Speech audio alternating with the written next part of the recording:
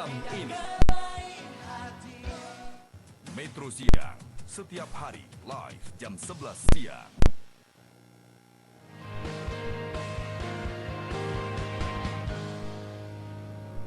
Anda masih bersama kami di Selamat Pagi Indonesia. Saya kembali lagi ke Prof. Hamdi. Prof. Hamdi, sebagai Dewan Etik Persepsi, apa tindakan yang bisa dilakukan, terutama terhadap sejumlah lembaga survei yang mungkin masih melakukan survei dengan metode yang tidak tepat, mungkin dengan objek dari yang tidak tepat juga, masyarakat awam. Ini apa yang bisa dilakukan kira-kira? Dan perubahan seperti apa yang diharapkan bisa terjadi? Ya, kami sebenarnya di Persepsi, di Dewan Etik, tentu kalau ada pengaduan publik tentang misconduct lah, ya, perilaku surveyor di bawah Persepsi yang tidak sesuai dengan metode ilmiah, katakanlah begitu, ya, atau ada laporan-laporan dengan pelanggaran etik, itu kami proses. Kami beberapa kali menerima gitu, kami audit, kami panggil, kita lihat di mana salahnya dan kita selesaikan masalah itu. Jadi kadang-kadang kita punya macam-macam sanksi ya. Nah, tapi sejauh ini belum ada yang sampai diberhentikan. Dulu ada di tahun 2014 gitu ya. Waktu melakukan kesalahan quick count gitu, kita berhentikan 3 waktu itu. Nah, kalau sekarang kita lebih banyak menjadikan pembinaan.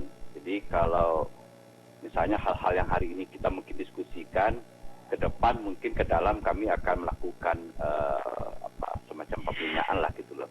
Jadi untuk hal-hal yang ini mungkin metodenya jangan misalnya survei opini publik. Jadi mungkin metodenya tadi survei dengan expert panel gitu ya. Jadi kita juga bisa melakukan survei dengan memberikan proksi-proksi indikator kepada peer tadi, pada pakar yang pada expert gitu, kita kumpulkan misalnya 100, 200, 300 dari Indonesia, dan itu lebih fair untuk menggambarkan realita sesungguhnya. Nah, itu yang harus didorong ya. Jadi untuk hal-hal yang tadi benar Mas Agus katakan, untuk hal yang begini nggak tepat dengan memakai survei opini publik ke orang awam ya. Jadi tidak usah dimasukkan dalam pertanyaan misalnya ya, karena ini cenderung akan menjadi membuat public misleading ya. Jadi kita publik jadi tersesatkan kira-kira dengan informasi itu. Jadi alih-alih publik tercerahkan begitu, malah publik tersesatkan. Jadi ini ke depan memang Prof. Hamdi. Betul Ya. gitu. Baik, terima kasih Profesor Hamdi Muluk, Guru Besar Psikologi. Kami bisa membenahi ini, Mas. Terima kasih. Baik, terima kasih Profesor Hamdi Muluk, Guru Besar Psikologi Politik UI sudah bergabung bersama kami. Dan kita lanjutkan lagi ke Dr. Agus. Terakhir Dr. Agus, tadi pada saat kita jeda, ini sebenarnya kita sudah membahas juga. Artinya tidak semua survei ini harus punya perannya masing-masing, harus punya tupoksinya masing-masing. Ini sarannya ke depannya terhadap sejumlah lembaga survei, dan survei yang dilakukan ini harus seperti apa porsinya? Iya, di era big data analytics sekarang ini, sebenarnya lembaga survei itu punya kompetitor yang sangat kuat, yaitu lembaga-lembaga yang mampu melakukan analisis big data untuk menghasilkan data-data yang sebagian mirip-mirip dengan data yang bisa digali dengan survei gitu loh. Ya. Maka karena ada kompetitor yang cukup kuat dan biasanya itu basicnya adalah platform digital global, maka lembaga survei itu dituntut untuk lebih proper, lebih